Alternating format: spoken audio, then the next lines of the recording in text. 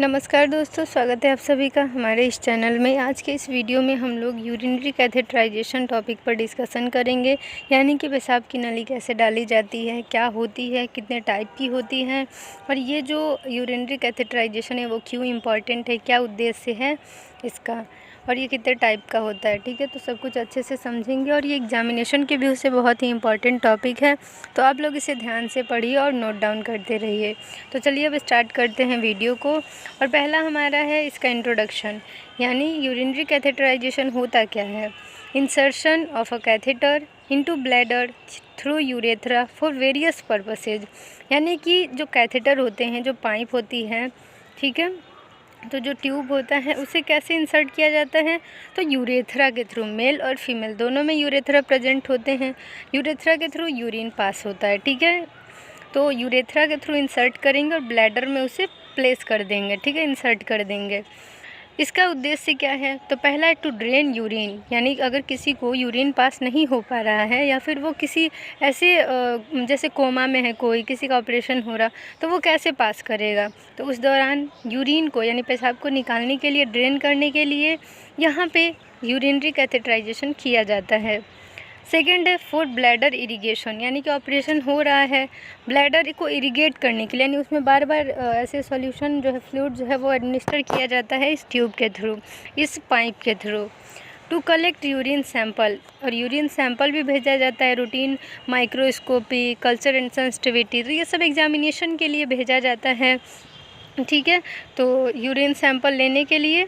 Next है at the time of surgery, यानी operation के टाइम पेशेंट इतने काबिल नहीं होता है, यानी कि वो एबल नहीं होता है कि वो खुद से यूरिनेट कर सके, ठीक है, तो इसीलिए उस दौरान कैथेटराइजेशन बहुत ही इम्पॉर्टेंट होता है। अब हमारा सेकंड है टाइप्स ऑफ कैथेटराइजेशन। कैथेटराइजेशन कितने टाइप के होते हैं, तो पहला है इनड्वेलिंग या फिर रिटेंशन।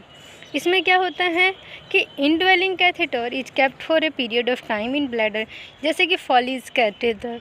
तो फॉलीज कैथेटर जो है वो कुछ समय के लिए हमारे ब्लैडर में इंसर्ट किया जाता है, वो बस स्पेसिफिक पर्पस के लिए, यानी ऑपरेशन के दौरान किया गया फिर उसे निकाल दिया गया, या फिर 5 दिन, 4 दिन, 3 दिन, ये एक स्पेसिफिक टाइम के लिए जो है इंसर्ट किया जाता है ब्लैडर में, ताकि मरीज़ जो वो यूरिन को पास कर सके। जब मरीज़ ठीक हो जाएगा तो खुद ब खुद जो है फॉली कैथेटर आउट कर दिया जाता है, ठीक है। तो ये हमारा इनड्वेलिंग या फिर कहें तो रिटेंशन कैथेटराइजेशन है, जिसमें कि कुछ समय के लिए, कुछ टाइम इंटरवल के लिए, 2 दिन, 3 दिन, 1 दिन, 1-2 घंटे, इस तरह के टाइम इंटरवल में, ठीक है, यानी कुछ समय के लिए फॉली कैथेटर जो होता है, फॉलिस कैथेटर आपने देखा होगा ओटी में सिलिकॉन का आता है, लेटेक्स का आता है, तो इसको इंसर्ट किया जाता है ताकि यूरिन पास होते रहे। इसके बाद नेक्स्ट हमारा है स्ट्रेट कैथेटर। ये ऐसा कैथेटर होता है जो कि शॉर्ट पीरियड ऑफ टाइम के लिए काम में ली जाती है, ठीक है, यानी कि कुछ समय के लिए बस ये इंसर्ट किया जाएगा यूरेथ्रा के थ्रू ब्लैडर तक और यूरिन को आउट कर लिया जाएगा। तो ये जो कैथेटर होते हैं वो K90 कैथेटर जो होते हैं वो मेनली कुछ समय के लिए इंसर्ट किए जाते हैं और यूरिन आउट करने के बाद फिर वो निकाल दिए जाते हैं। अब हमारा क्या है सुप्रा प्यूबिक कैथेटर। सुप्रा प्यूबिक कैथेटर क्या होता है, तो कंटिन्यूअस यूरिनेशन, ठीक है, यानी कंटिन्यूअस इरिगेशन करना हो, यूरिनेशन हो, तो इसमें क्या होता है कि इसमें एंटीरियर एब्डोमिनल पर इंसिजन लगाकर कैथेटर को डायरेक्टली ब्लैडर में इंसर्ट करवाते हैं, यानी कि डायरेक्टली ऊपर से, यानी ये था यूरेथ्रा के थ्रू नेचुरल ओपनिंग है, लेकिन एक कट लगा के, ठीक है, एक चीरा लगाया जाता है एंटीरियर एब्डोमिनल वॉल में, जहाँ पे हमारी पेशाब की थैली होती है, उसके ऊपर यहाँ पे साइड में क्या किया जाता है कि कट लगाया जाएगा और ये जो ट्यूब होते हैं, ठीक है, वो कैथेटर इंसर्ट किए जाते हैं डायरेक्टली ब्लैडर में। और इसमें एग्जांपल में देखें तो मैलिकॉट, पेजर यानी मशरूम कैथेटर, ये सारे कैथेटर के टाइप हैं। तो इस तरह से कैथेटर को डायरेक्टली ब्लैडर में इंसर्ट किया जाता है ताकि कंटिन्यूअस इरिगेशन हो सके और क्या हो सके, यूरिन पास हो सके। अब इसके बाद हमारा नेक्स्ट है फोर्थ, और ये है यूरेट्रिक कैथेटर, ठीक है। इसमें कैथेटर को सिस्टोस्कोप की सहायता से रीनल पेल्विस में पास करते हैं, यानी कि रीनल पेल्विस में कैथेटर को पास किया जाता है, वो भी सिस्टोस्कोप के हेल्प से, ठीक है। जैसे रिसेक्टोस्कोप आपने सुना था, लेप्रोस्कोप सुना था, उसी तरह से सिस्टोस्कोप होता है जिसकी सहायता से रीनल पैल्यूस में कैथेटर इंसर्ट किया जाता है। इसमें हमारा कॉर्ड कैथेटर है, कर्व्ड टिप होते हैं इसके, जो कि मेनली जब किसी का प्रोस्टेट यानी मेल में, स्पेशली मेल में होता है प्रोस्टेट ग्लैंड, अगर ये ग्रंथि बढ़ जाती है तो उस केस में ये कैथेटर इंसर्ट किया जाता है। इसके बाद नेक्स्ट है हमारा रिटेंशन टाइम, ठीक है, यानी प्लास्टिक कैथेटर 1 सप्ताह तक सही रहेगा, रबर या फिर कहें तो लेटेक्स कैथेटर 2 से 3 सप्ताह सही रहेगा, ठीक है। और उसके बाद पीवीसी पॉलीविनाइल क्लोराइड कैथेटर जो है वो 4 से 6 सप्ताह, यानी प्लास्टिक का सबसे कम 1 सप्ताह, लेटेक्स जो रबड़ वाला है वो आपका 2 से 3, और जो पीवीसी से बना है वो 4 से 6, और सिलिकॉन का सबसे ज़्यादा टाइमिंग होता है कि उसको ज़्यादा दिन तक रख सकते हैं आप ब्लैडर में यूरेथ्रा के थ्रू जो इंसर्ट किया गया है, ठीक है। तो इसमें सिलिकॉन कैथेटर 2 से 3 महीने। सबसे ज़्यादा रिटेंशन टाइम किसका है?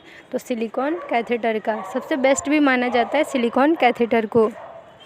तो चलिए अब हम लोग आगे समझते हैं कि ये जो प्रोसीजर है यानी मेल में फीमेल में किस तरह से इंसर्ट किया जाता है फॉली कैथेटर को। तो सबसे पहला हमारा है पोजीशन। मेल में सुपाइन पोजीशन यानी सीधा लेटा दिया जाता है और पैर को थोड़ा सा फैला दिया जाता है, और जो है पेनिस को ऊपर की तरफ खींचा जाता है 90 डिग्री पे। और उसके बाद क्या किया जाता है, जेनाइटल एरिया को अच्छे से क्लीन किया जाता है सर्कुलर मोशन में, ठीक है, यानी अंदर से बाहर की तरफ करते हैं, ठीक है, यानी कि बाहर से, और मेन पॉइंट जहाँ से इंसर्ट करना है वहाँ पर कहीं पे साफ़ किया और फिर वहाँ पर टच किए, बिल्कुल नहीं, ठीक है। सर्कुलर मोशन में करना होता है, या फिर वन डायरेक्शन में, या तो ऊपर से नीचे करिए एक डायरेक्शन में, या फिर आप क्या करिए कि सर्कुलर में यानी बीच सेंटर से साफ़ करते करते चारों तरफ दूर की तरफ जाइए, ठीक है। Dry sterile cotton use to clean. इसके बाद आपने जो है सफाई कर ली बीटाडीन से, उसके बाद क्या करना है कि आपको एक स्टेराइल कॉटन लेना है सूखा सा, और उससे अच्छे से ड्राई कर लेना है। इसके बाद इंसर्ट कितना करना होता है फॉली कैथेटर, तो 7 से 9 इंच, ठीक है। उसके बाद ल्यूब्रिकेट करेंगे तो 6 से 7 इंच जो है उतना ल्यूब्रिकेट करके तभी इंसर्ट करेंगे, नहीं तो यूरेथ्रल इंजरी हो सकती है मरीज को। और फिर क्या होता है कि जो जेली होता है लॉक्सिकार्ड जेली स्पेशली यूज़ किया जाता है, तो उससे ल्यूब्रिकेशन कर देना है, ठीक है, सॉल्यूबल जेली से। और इंसर्ट करने के बाद यूरो बैग से कनेक्ट कर दीजिए और फिर इन्फ्लेट कर दीजिए जो बैलून होता है आगे, ठीक है, फिक्स करने के लिए। तो यही मेनली मेल में प्रोसीजर था। शॉर्ट में समझे तो पहले क्लीन करेंगे, ड्राई कर लेंगे, फिर फॉली कैथेटर इंसर्ट करेंगे 7 से 9 इंच।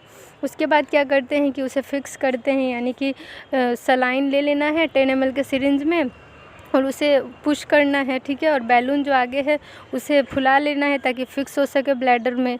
और उसके बाद क्या होता है कि यूरो बैग से कनेक्ट कर दीजिए कनेक्शन पोर्ट में। बस यही प्रोसीजर हमारा है, ठीक है। फीमेल में क्या होता है, फीमेल में भी सेम है, और इसमें क्या होता है कि पोजीशन डॉर्सल रिकम्बेंट पोजीशन होता है, ठीक है, सीधा महिलाओं को लिटा दिया, पैर को थोड़ा सा ऐसे एबडक्ट कर दिया इसमें भी। उसके बाद क्या होता है कि क्लीन करना होता है जेनाइटल एरिया को, क्योंकि ये एक स्टेराइल एसेप्टिक टेक्निक है, कहें तो एसेप्टिक टेक्निक है, तो अच्छे से क्लीन करते हैं बीटाडीन से। उसके बाद क्या करते हैं 3 इंच मेनली इंसर्ट करते हैं, ठीक है, मेल में 7 से 9 इंच, महिलाओं में 3 इंच, ठीक है। उसके बाद ल्यूब्रिकेशन कितना करेंगे तो 1 से 2 इंच जो है वो लॉक्सिकार्ड जेली से ल्यूब्रिकेट कर लेते हैं ताकि आसानी से इंसर्ट हो सके और आसपास के जो भी पार्ट्स हैं उसमें इंजरी ना हो। तो इंसर्ट करने के बाद वही प्रोसेस है कि इन्फ्लेट किए 10 ml के सिरिंज से, और उसमें 10 ml के सिरिंज में NS भरे रहते हैं सलाइन। तो इंसर्ट करने के बाद फिर उसको इन्फ्लेट कर दिए और फिर यूरो बैग से कनेक्ट कर दिए। तो यही हमारा प्रोसीजर है मेल और फीमेल का कैथेटराइजेशन का। इसमें कहा गया है कि use sterile water to inflate the balloon because saline crystallize and result in incomplete deflation. क्या होता है कि स्टेरॉइल वाटर का ही यूज करिए, ठीक है, क्योंकि सलाइन जो होता है वो क्रिस्टलाइज फॉर्म में हो गया, ठीक है, और क्या होता है कि इनकम्प्लीट डिफ्लेशन कभी हो गया तो अंदर चला जाएगा और फिर उससे इन्फेक्शन हो सकता है, महिलाओं को UTI हो सकता है। तो इसीलिए हमेशा इन्फेक्शन से महिलाओं को बचाने के लिए यहाँ पे स्टेराइल सॉल्यूशन का यूज करना है। वहाँ जो बैलून फ्रंट में होता है, जिसने भी फॉली कैथेटर देखा होगा, अगर अभी नहीं देखे तो अभी भी गूगल पे सर्च करके आप चेक करिए। आगे में एक पार्ट होता है जहाँ बैलून होता है, उसको क्या किया जाता है, फुलाया जाता है ताकि वो ब्लैडर में फिक्स हो जाए। क्योंकि अगर आप लेटे हुए हैं बेड पे ही और आप चल फिर नहीं सकते, तो अगर आप कभी इधर उधर हिलेंगे, करवट लेंगे, तो वो खींच के निकल जाएगा। तो उसे फिक्स करने के लिए यहाँ पे सॉल्यूशन लिया जाता है और आगे जो है उस बैलून को फुला दिया जाता है ताकि वो ब्लैडर में फिक्स हो जाए, और जब हम उसे डिफ्लेट करेंगे तभी वो आउट होगा। अब इसके बाद हमारा नेक्स्ट है कैथेटर का साइज़ कितना होना चाहिए। तो अगर कोई एडल्ट मेल है और एडल्ट फीमेल है, ठीक है, तो एडल्ट मेल में 16 से 18 यानी फ्रेंच, ठीक है, 16 से 18 फ्रेंच, और एडल्ट फीमेल में 14 से 16 फ्रेंच, और जो हमारे बच्चे होते हैं उनमें 8 से 10 फ्रेंच, और जो इन्फेंट होते हैं जो उनसे भी छोटे, जो बहुत छोटे हैं, उनमें 5 से 8 फ्रेंच का फॉली कैथेटर, जो भी कैथेटर है वो यूज करना चाहिए। नोट कर लीजिए, ये चीज़ याद कर लीजिए क्या है। To avoid pulling the urinary catheter, nurse should tape the catheter on patient's upper thigh. यानी कि जब आप फॉली कैथेटराइजेशन करते हैं, यूरिनरी कैथेटराइजेशन, तो आपको हमेशा फिक्स कर देना है उस ट्यूब को ताकि वो खींचे ना, ठीक है। क्या होता है, इधर उधर करने में वो खींच सकता है। आपने तो वहाँ पे इन्फ्लेट कर दिया है जो कैथेटर है, उसके बाद भी आपको जो यूरोबैग का ट्यूब है वो डिस्कनेक्ट ना हो जाए, इसके लिए उसे फिक्स करना होता है आपके अपर थाई में, यानी आपका जो थाई है वहाँ पे एक टेप लीजिए और उसे चिपका दीजिए उस ट्यूब को, जो पाइप है। उसके बाद वो निकलेगा नहीं और यूरिन इधर उधर बहेगा नहीं, पास नहीं होगा, तो ये बहुत ही अच्छा होगा, ठीक है। तो वही बोल रहा है कि खिंचाव को रोकने के लिए, ठीक है, उससे बचने के लिए आपको टेप से फिक्स कर देना होगा कैथेटर को। Maintain strict sterile technique during catheterisation, यानी कि एकदम स्टेराइल टेक्निक का, यानी एसेप्टिक टेक्निक, यानी इसमें कोई भी इन्फेक्शन होने का चांस नहीं होता है, क्योंकि आप बहुत ही अच्छे से सारे स्टेराइल आइटम को यूज करते हैं और पूरे स्टेराइल तरीके से आप कैथेटराइजेशन करते हैं, ठीक है। तो मेनली कैथेटराइजेशन आपको पूरे साफ़ सफाई से करनी होती है और पूरे अच्छे से स्टेराइल चीज़ों का इस्तेमाल करके। तो इसी तरह से ये हमारा छोटा सा वीडियो था यूरिनरी कैथेटराइजेशन पे। आई होप आप लोगों के लिए ये हेल्पफुल हुआ होगा। एग्जामिनेशन में अक्सर पूछा जाता है फीमेल कैथेटराइजेशन कैसे होता है, प्रोसीजर लिखिए, कितने नंबर का फॉली कैथेटर इस्तेमाल करेंगे। मान के चलिए एग्ज़ाम में ना भी आया, लेकिन आपको ऐसे प्रैक्टिकली मेडिकल लाइफ में ये बहुत बार करने को मिलेगा। तो इसी तरह से अब चलिए वीडियो को एंड करते हैं। अगर चैनल पर नए हैं तो चैनल को सब्सक्राइब कर दीजिए, बेल आइकन को प्रेस कर दीजिए। And thank you for watching my video. मिलते हैं एक नए वीडियो में एक नए टॉपिक के साथ। Bye, take care.